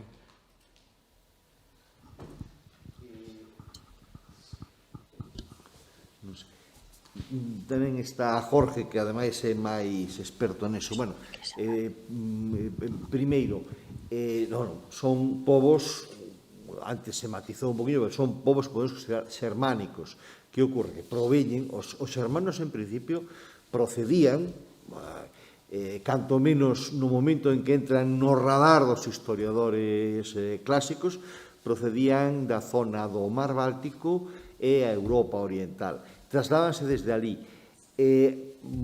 Na historia canto menos en determinados momentos da historia europea, pasa un pouco como na ciencia, o horror vacui. Ese espacio que deixan os xermanos no seu desprazamento cara ao centro e occidente de Europa será posteriormente ocupado, eses territorios deixados por outros povos que son os eslavos. Ou seja, os territorios originarios ou os territorios de onde partiron os xermanos serán logo territorios eslavos, pero non hai unha conexión entre deles. Ben, logo, outra pregunta que facías eran as razóns. Aí non sei se pode aportar máis, Jorge, pero podemos dicir que hai tres motivos. Un, os povos xermánicos tiñan un sistema económico que se baseaba, como todavía en determinadas sociedades campesiñas, pensade, por exemplo, as sociedades transhumantes ou as sociedades que alternan, por exemplo, a silvicultura coa viticultura. Por un lado eran agricultores e gandeiros sedentarios, pero por outra parte os seus procedementos de traballo de cultivo, a agricultura de roza e queima, a gandeiría semitransumante, implicaba que un grupo moi pequeno tiña que dispoñer dunha gran cantidad de territorio. Mentres había territorio para todos, non hai problemas. De todas maneiras, a partir do século II e III existe un proceso de dominó, os chamados xermanos orientales avanzan cara ao centro, cara a centro Europa, desprazando no seu lugar a outros. Existe o problema tamén de que determinadas circunstancias, a pequena idade de xeo da tarda antigüidade, tamén fan que disminúan os recursos. E logo, ou seja, os xermanos teñen que, non lles chega o territorio para eles, non lles chega o alimento que teñen para as súas necesidades do momento. En terceiro lugar, existe o que se ten chamado técnicamente o efecto do escaparate de pastelería. Se ti estás pasando bastante fame e poñen no teu barrio unha pastelería e o pasteleiro é moi bello ou pasa longo tempo fora, ou como é un pouco cutre, pon un vidro bastante pouco resistente, finalmente, polo feito de estar ali, xa atrae a túa atención. Polo feito de ser débil, xa atrae, digamos así, a túa cobiza. Polo feito de ser incapaz de defenderse, suscita unha reacción agresiva ou prepotente pola túa parte. Finalmente, metelle un ladrillazo á pastelería e a saqueas. A propia riqueza de Roma, combinada coa súa debilidade, é tamén un efecto que, digamos así, atrae as invasións xermánicas sobre si mesmas. Non sei se esta explicación, que é un pouco de andar por casa e que Jorge podería complementar, sirve un pouco para explicar esas motivacións. Si quero dicir unha última cousa, que ao dixen ao comezo, a chegada dos suevos a Galicia é accidental, nunca foi algo buscado. O establecemento dos suevos en Galicia é froito dun accidente histórico que, como tantos accidentes que nos suceden na vida, finalmente acabou dando lugar a algo asentado, a algo que tivo futuro. O reino galaico de Braga é a poñer as bases do de hoxe en día. Jorge, queres aportar por alusións? Sí, respecto ás dúas preguntas que xa explicou en parte Carlos, pero sobre todo a cuestión é que os eslavos son posteriores, é dicir, o mundo eslavo posterior o que estamos a falar. Nos mapas que vamos a o indicaba que estes povos estaban asentados na conca media do Danubio desde o século I, polo tanto, estaban xa medio milenio antes de que empezaran a moverse. É dicir, como ben tamén explicou Carlos, logo ese vacío, cando movense esos povos, igual que pasou ca presión dos hunos no seu momento, mediados do IV, presionaron outros povos e a su vez presionaron a estes. Entón, logo os eslavos, o mundo eslavo expándese por todo este territorio nun momento posterior. En canto ás causas, Carlos citou evidentemente algunhas, pero o que hai que ter en conta, o que decía na presentación, é que eu falo, claro, falo de bárbaros, por esa idea de que é un concepto máis neutro e as connotacións que ten o de xermano, que además limitaríase exclusivamente a Xermania, ao que é a Germania libera, unha parte do outro lado do Rin e do Danubio na actual Alemanha.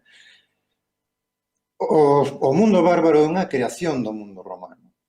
Todos estes movimentos, porque inda que o acontecemento do paso do Rin ao principio do século V é un acontecemento puntual e además dándose en unhas circunstancias climáticas moi precisas e moi concretas, os romanos estuveron xestionando a frontera dende moito tempo e moitos destes povos eran utilizados ou como mercenarios ou pasaban a formar parte das tropas. Hai que pensar que ao principio do século V case todas as lexións romanas estaban mandadas por bárbaros. Non había un só romano, tendo en conta que no Imperio Romano, como non sexa de Italia, se da Galia sería un galo ou de Hispania un hispano.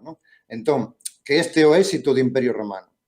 O éxito do Imperio Romano, na pregunta estaba implícita o que comentaba este señor, é comparalo con hoxe en día. O éxito do Imperio Romano é o que hoxe nos non facemos.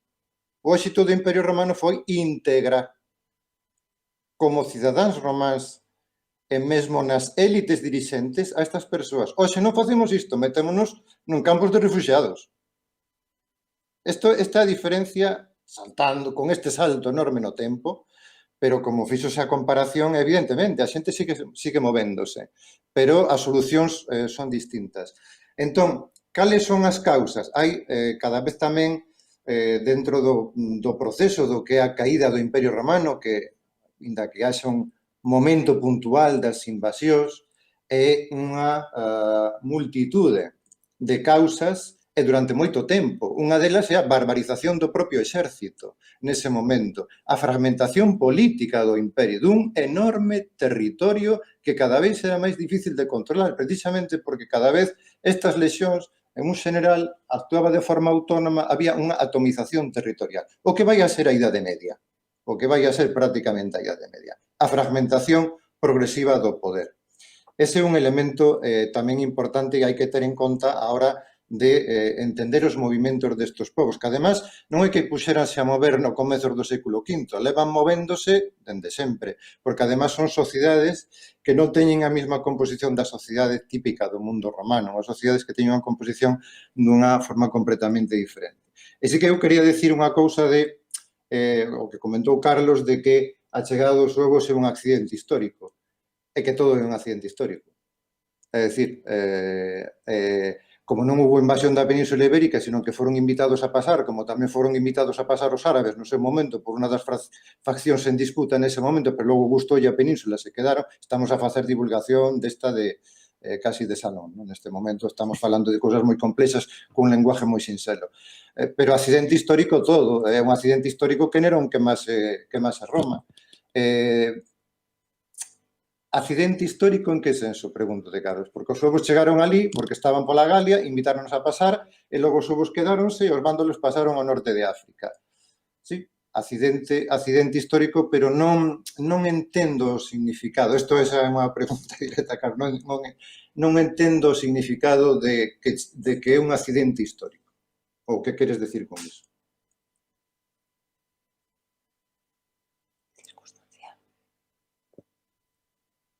Non.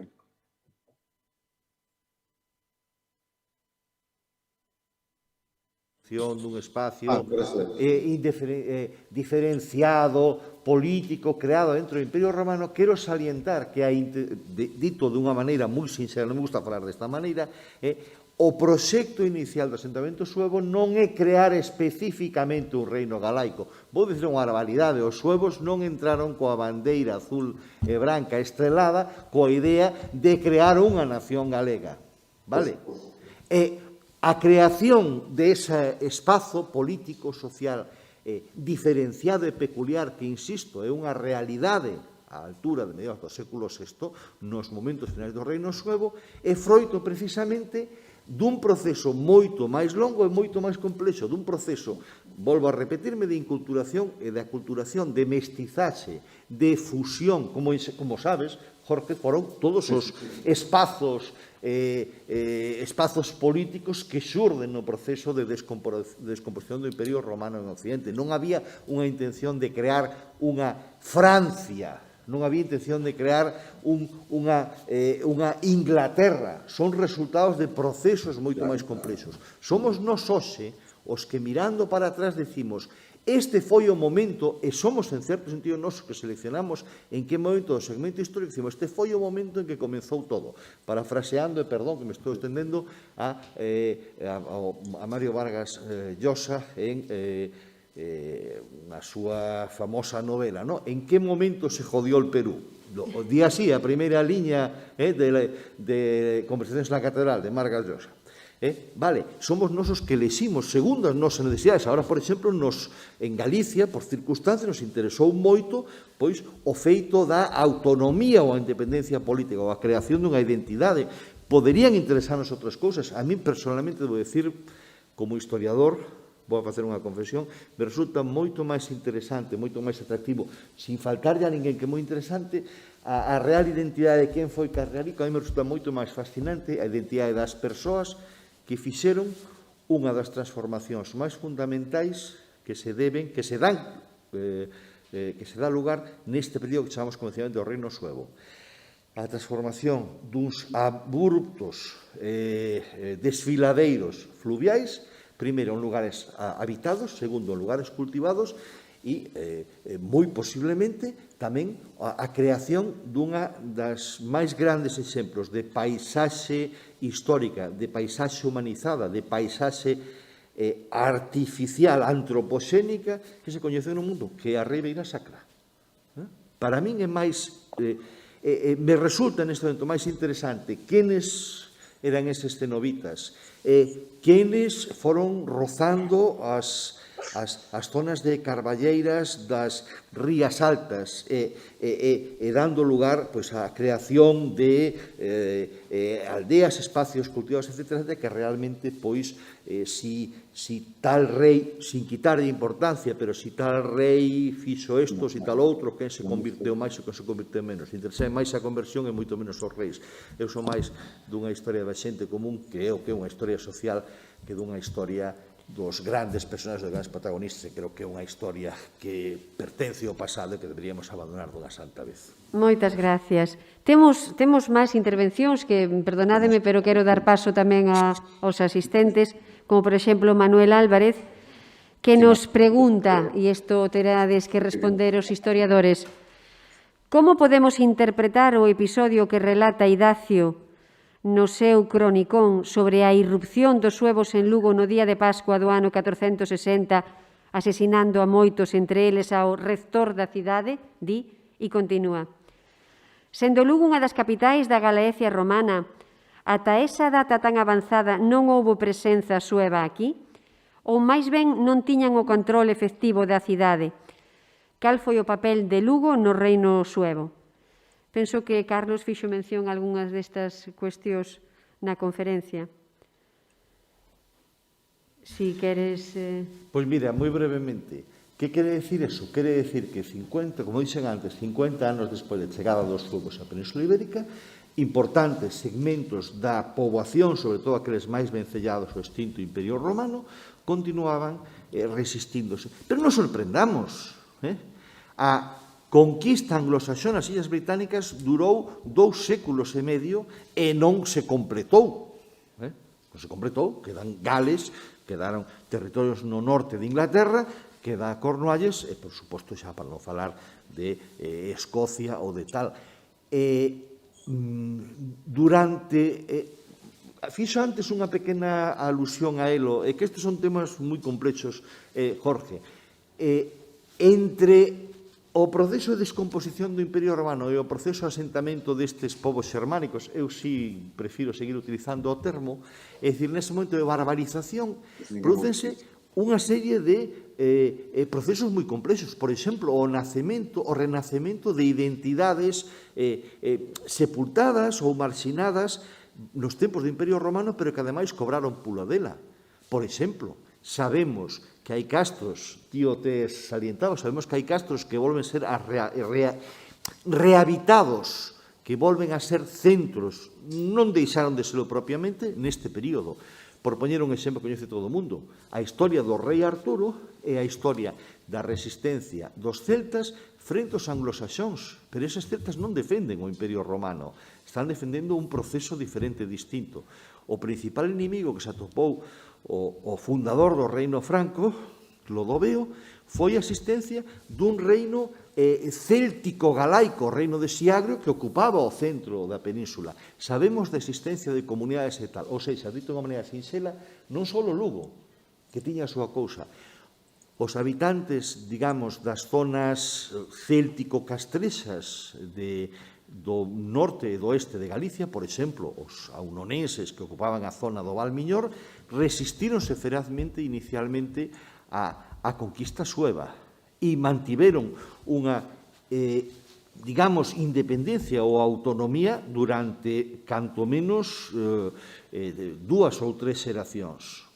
O fascinante é como se produxo entón o proceso de integración, pero esa sería outra historia que non se pode contar agora. E temos máis cuestións aquí interesantes do público. Por exemplo, Ignacio Vilar fala de que a Arriarico no 559, Ariamiro no 559-570 e Teodomiro no 559-570. Entonces, a súa dúbida é a mesma data para 3 nomes de reis diferentes? Claro, e agora mesmo non teño a lista dos reis godos presentes, pero bueno, non sei de onde sacaría a fonte para establecer estas cronoloxías. A ver, hai diversas fontes sobre quen é o primeiro monarca que decide dar o paso de volver ao catolicismo. Atribúese, hai unha versión que atribúe ao monarca Teodomiro e a chegada de San Martiño de Dumio. Hai outra tradición que fala dun monarca chamado Cargarico, que a raíz dunha época, que podemos chamar a tradición exóxena, a tradición endóxena, di que o monarca chamado Cargarico enfermoulle un fillo e entón recurreu pois as prédicas da Igrexa Católica, o fillo sanouse milagrosamente, sería o futuro Teodomiro, e entón el convirtese ao catolicismo. E tamén por medio fontes que non son de Galicia falan de un outro monarca que fixo traer misioneiros para que trouxeran a religión católica, sí, tens razón, a religión católica e tal. Ben, son temas, a ver, sempre fascinante. Volvo a insistir no de antes, eu non son un especialista superior, a mí o que me interesa é o feito, é dicir, cando, por que significa a conversión ao catolicismo. Non é que lle nega importancia ou tal, realmente, volvo de antes, o máis interesante deso non é se chama Carriarico, Teodomiro ou tal, senón se é un proceso endóxeno, é dicir, a conversión ao catolicismo é un proceso endóxeno ou un proceso exóxeno, ou é unha combinación de ambos os dous factores. É algo que eu saiba, porque ou Ana poderán aportar ao respecto, e ainda non temos clara. E unha cuestión tamén para Ana, que quería preguntar Marcos Carballo se hai algún achádego de arquitectura civil de época sueva aparte dos castros rehabilitados. A arquitectura sueva, xa se falou desto aquí, pero si queres abondar neso. El problema tamén é a denominación de arquitectura sueva. Claro, eso é o que se fala. Entonces, bueno, lo comentaba también Jorge en su exposición, ¿no? Como los suevos están utilizando modelos arquitectónicos y tipologías que no son propias sino heredadas. Y en ese sentido es muy difícil el poder delimitar cuáles serían esos ejemplos en donde el componente o los elementos de una minoría sueva podría estar marcando la definición de una tipología arquitectónica. Yo, más allá de los castros y más allá de eso, de algunas iglesias de las que ya también se hizo referencia, yo no tengo noticias de más. Algunha pregunta da sala? Non temos máis apuntamentos en liña. Entonces, Natalia, Jorge, Pablo, si queredes rematar no sentido destas últimas preguntas ou en algo que queirades aclarar como conclusión, e se non vamos rematando como... Sí. Perdón que eu son así, volvo de antes, sen perderlle vista, a mí me gustaría que o acento na interpretación do período suébico en Galicia pasara do ámbito dos reis e as batallinas ao ámbito da sociedade, a cultura e a economía. Nese aspecto, non é por facer a pelota, exposicións como a de Intempore Suevorum, propostas moito máis modestas, pero que nos achegan á realidade presencial local como a de hoxe en día, son fundamentais. Que deixemos de pensar en monarcas e en persoas que viñen de fora, que pensemos nos nosos devanceiros, que pensemos en como se foi, en que significou eso, para ir construindo unha identidade, unha cultura, se se me permite a expresión, unha civilización propia, unha, como chaman os alemáns, unha Weltanschauung, é dicir, unha visión, unha cosmovisión, unha galeguidade. Algo máis? Natalia, Jorge, desde Alemania, moitísimas gracias. Gracias a vos. Por estar con nós, toda a mañá pendentes do seguimento da xornada e a participación. Un placer estar con vosotros. Gracias a vos, gracias Ana, Carlos e Pablo polas vosas aportacións.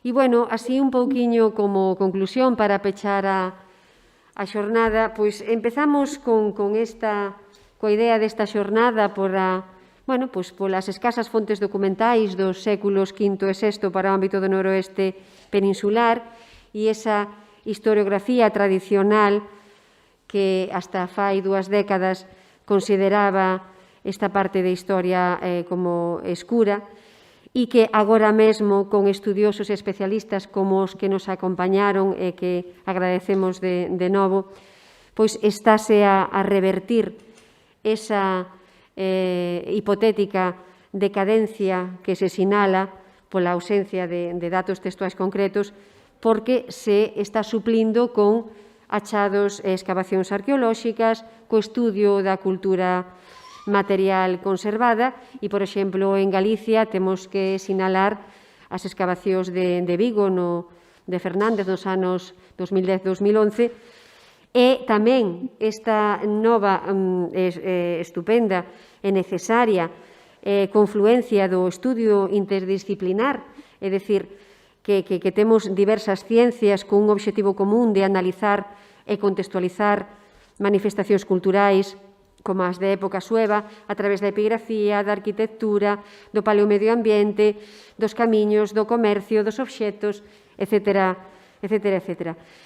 Ben, para concluir, e penso que o que queda claro é que fronte a esa visión periférica e illada do noroeste, nesa época, establécense aquí nos estudios que temos colgados na páxina web donde falamos desta xornada, do desenvolvemento desta xornada, temos tamén colgados artigos interesantísimos, vídeos e referencias para abondar máis polo viúdo cando se chegue a casa ou cando se queira no mundo suevo.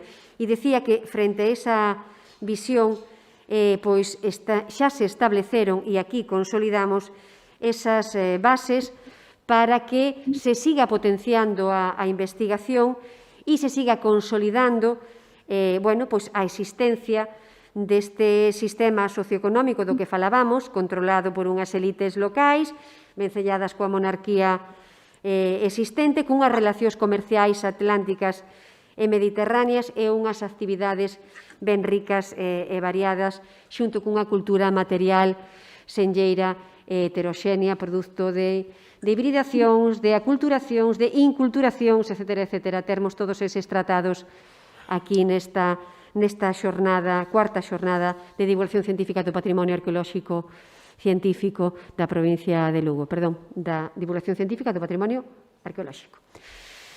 Ben, desde o Museo Provincial de Lugo e desde a Diputación, recordar que teñen a nivel de intendencia unha enquisa de avaliación, os que quedades aquí, se non as queredes deixar anónimamente, e tamén será posta a disposición dos asistentes en liña o vindeiro luns, ao igual que os certificados que tamén se emitirán e se trasladarán a todos os asistentes na semana que ven, o máis pronto posible. Pedimos perdón polos fallos, agradecemos moitísimo o interese e as felicitacións que estamos a recibir tamén en liña e presencialmente, e convocos de novo, si há lugar, a outra xornada de divulgación científica no ano que ven, que será outra historia. Moitísimas gracias. Gracias a todos.